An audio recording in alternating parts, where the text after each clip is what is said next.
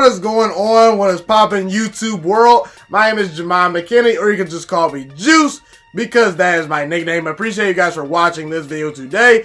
Be sure to smash this like button right about now, as it does help these videos get out to the public and my channel to grow overall. Subscribe to the channel if you're new as well. I do post a ton of great sports videos weekly, and almost every single day if I can, and turn on post notifications too, so you do not miss a single one of those videos that I post. It's only right, you guys. I want to talk about Kirk Cousins today because I believe, in my opinion, Kirk Cousins was snubbed of making the Pro Bowl. Now, some other people are campaigning saying Dak Prescott should make the Pro Bowl. I disagree. I know Dak Prescott has the numbers. Look at these stats right here. He has over 4,000 yards, 26 touchdowns, 11 interceptions, a 99 passer rating. He's put up really good numbers, but he's lost too many big games for me to say, hey, you're a Pro Bowl level player. I believe resume and winning actually has to matter as far as making the Pro Bowl, okay? He's lost to the Packers, he's lost to the Saints, he's lost to the Vikings, Patriots, Bills, Bears. He's lost pretty much every big game he's played in, and every game versus above 500 teams, not named the Rams, okay? So, Dak Prescott didn't get my vote. Now, personally for me, I would have had Kirk Cousins in over Drew Brees. However, I wouldn't have minded if Kirk Cousins got in over Aaron Rodgers just because Drew Brees. The reason why I said Drew Brees should have been left out of the Pro Bowl was because he missed 5 games, okay? I feel like longevity and rewarding players for actually playing the full length of the season should matter when considering who makes the Pro Bowl. But again, Aaron Rodgers, he's having a solid year. 24 touchdowns, 2 interceptions, 100 pass rating. That's still really, really good. Let's not act like Aaron Rodgers is quote-unquote washed. Aaron Rodgers is still really, really good. He's a deadly quarterback, still a top 5 quarterback in the game right now. However, Kirk Cousins is having a better year than both Drew Brees and Aaron Rodgers, okay? Kirk Cousins, 70% completion percentage, 3,481 yards, 25 touchdowns, only 5 interceptions. Not to mention, his team is 25. And I'm sorry, what am I saying right here? I was reading his touchdown stats. His team is 10-4 on the year. Their record's 10-4. Now, Aaron Rodgers' record is 11-3. Drew Brees, his team's record's 11-3 as well. But again, Drew Brees, he didn't miss those games. So again, you can split hairs there. But again, it's very interesting. After the Chicago Bears game, Adam Thielen and Stephon Diggs called out Kirk Cousins. It looked like they wanted to be traded. And ever since that game, the last 10 games Kirk Cousins has played in, 22 touchdowns to 3 interceptions. Guys, I've not been the biggest Kirk Cousins fan in the past. I've never believed that Kirk Cousins can be a quarterback to put you over the top. However, I got to give it up this year. Kirk Cousins is playing out of his mind. He's a big reason the Vikings are where they are right now. I know Dalvin Cook deserves some consideration for, potentially maybe an MVP vote. I think Dalvin Cook is playing amazing. But Kirk Cousins is playing really well too. And not to mention, Kirk Cousins has been doing it pretty much without Adam Thielen for 5 games on the season, okay? He's accurate this year. He's making good decisions. He's being consistent. That's the one thing about Kirk Cousins, was we knew he had the arm talent. I never questioned Kirk Cousins' ability to throw the football.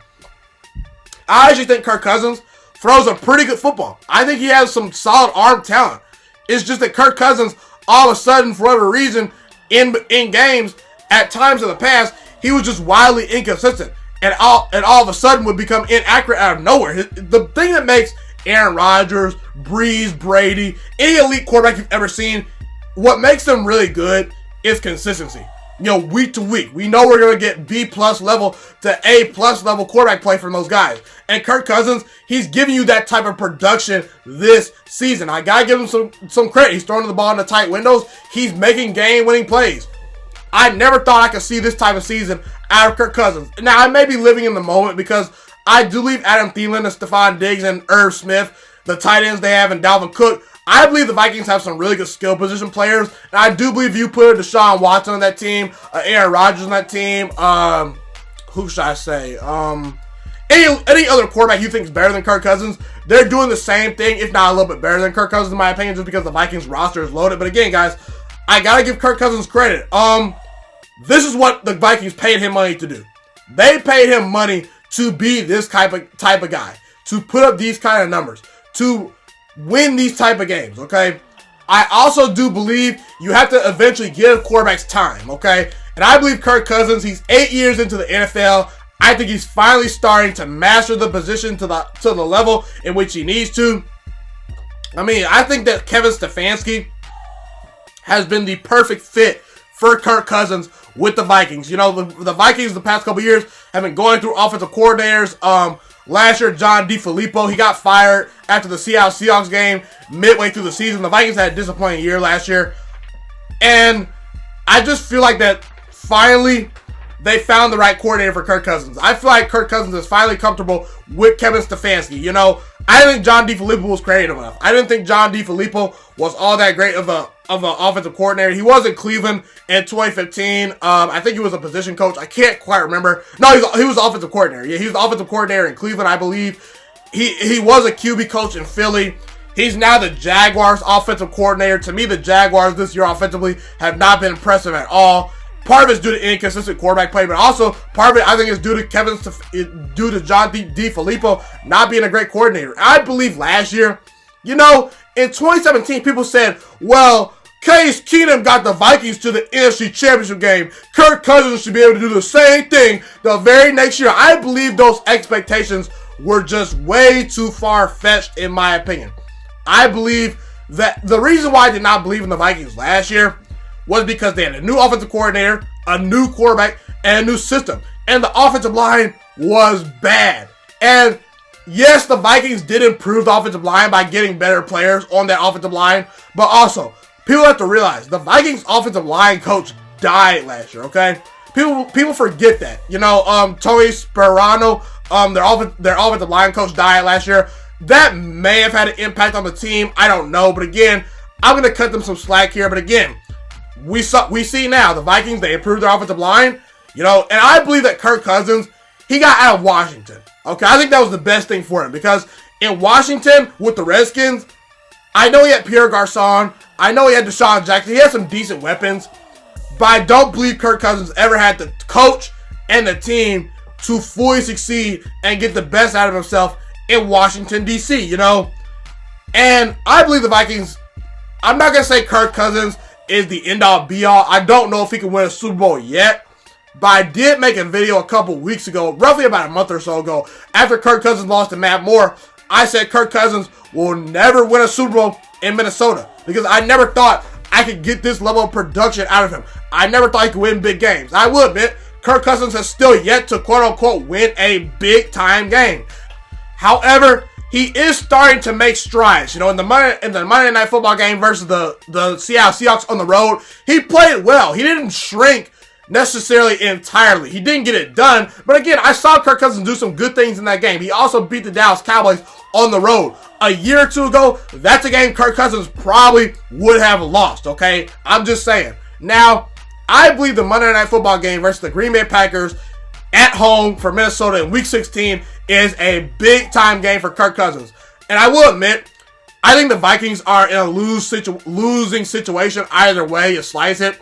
Because even if they do beat the Green Bay Packers, they're still not going to lead the division just because the Packers have a better division record than the Vikings. The Packers, even if they tie the Vikings with the same record, the Vikings are not going to win the division because the Packers own the tiebreaker over them. And Green Bay gets the Detroit Lions the last game of the season, and they're trying to tank potentially for Chase Young. So I don't think that Minnesota's going to be playing at home in the playoffs, but I believe that Kirk Cousins needs to show up for that game. Dalvin Cook and I believe their backup, I forget his last name, I think it's Alexander, their backup running back.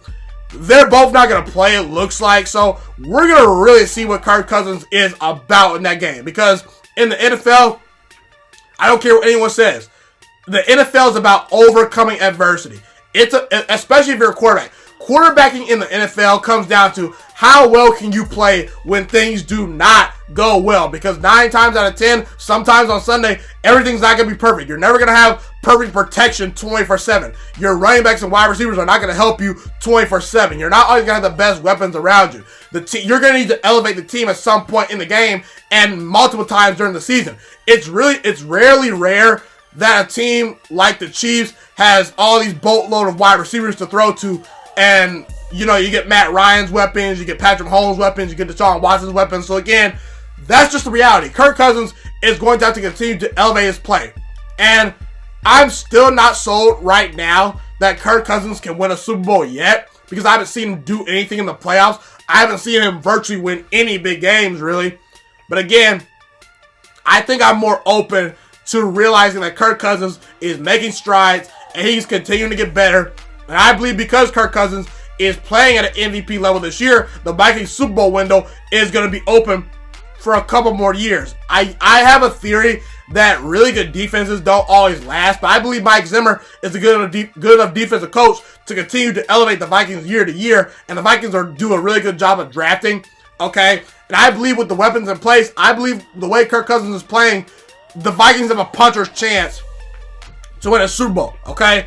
Because Kirk Cousins, he's having an MVP season right now. He's a top 5 league MVP candidate right now. He's playing that well. So again, I want to give a shout out to Kirk Cousins. I want to give him some praise in this video.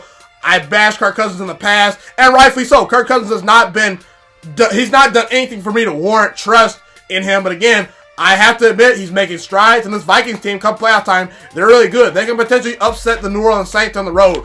They can potentially upset a Green Bay Packers team on the road, a Seattle Seahawks team on the road. The Vikings are built to win a Super Bowl right now. They have one of the 5 best rosters, in my opinion, right now. Their skilled players are really good. Dalvin Cook, Adam Thielen, Stephon Diggs, Irv Smith, they probably have the best tight end group in football. Kirk Cousins has a boatload of help, and I think Mike Zimmer is one of the more underrated coaches in football. So again, we'll see where the chips fall with the Minnesota Vikings. If they can get that 5 seed in the playoffs, that'd be very key. I don't think they'll get the 5 seed just because Seattle and San Francisco, I believe they're going to finish with a better record than them. But again, we'll have to see. Either way, that's pretty much it. Be sure to comment where you agree with me and disagree with me. Love to hear what you guys have to say in the comment section.